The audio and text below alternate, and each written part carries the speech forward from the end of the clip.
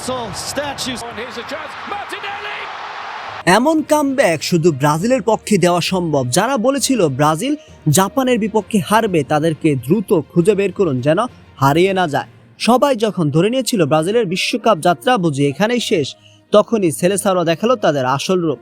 ম্যাচের একেবারে 96তম মিনিটে আসে সেই অবিশ্বাস্য মুহূর্ত। মার্তিনেল্লির জাদুকরি গোলে উল্লাসে ফেটে পড়ে ব্রাজিল ভক্তরা।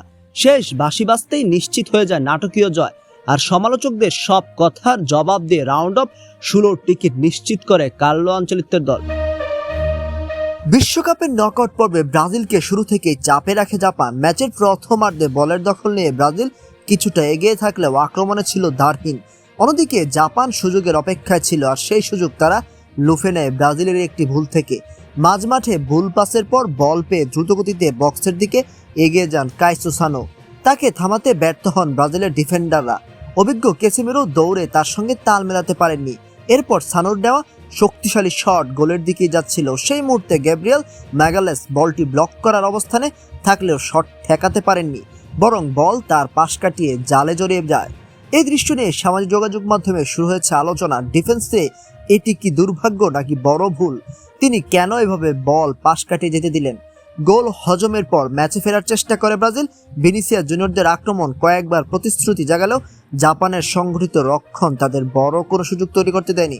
ফলে প্রথমার্ধে জাপানি এগিয়ে থেকে ম্যাচের নিয়ন্ত্রণ নিজেদের দিকে টেনে নেয়, আর ব্রাজিল সমর্থকদের মধ্যে বাড়তে থাকে উদ্বেগ। 1-0 গোলে ব্যবধানে পিছিয়ে থেকে বিরতিতে যায় ব্রাজিল।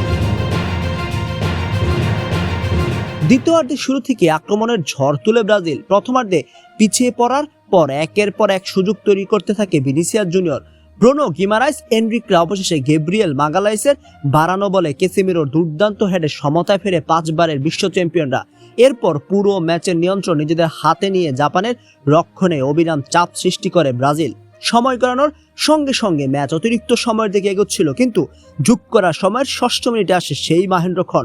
মার্তিনেল্লির গোলেই 2-1 ব্যবধানে এগিয়ে যায় ব্রাজিল। শেষ মুহূর্তের সেই গোল জাপানের স্বপ্ন ভেঙে দেয়, আর ব্রাজিল সমর্থকদের আনন্দে ভাসিয়ে দেয়। নাটকীয় এই জয় ব্রাজিল শুধু শেষ 16 ওঠেনি, বরং দেখিয়ে দিয়েছে শেষ বাঁশি বাজার আগে তাদের কখনোই হারিয়ে দেওয়া যায় না।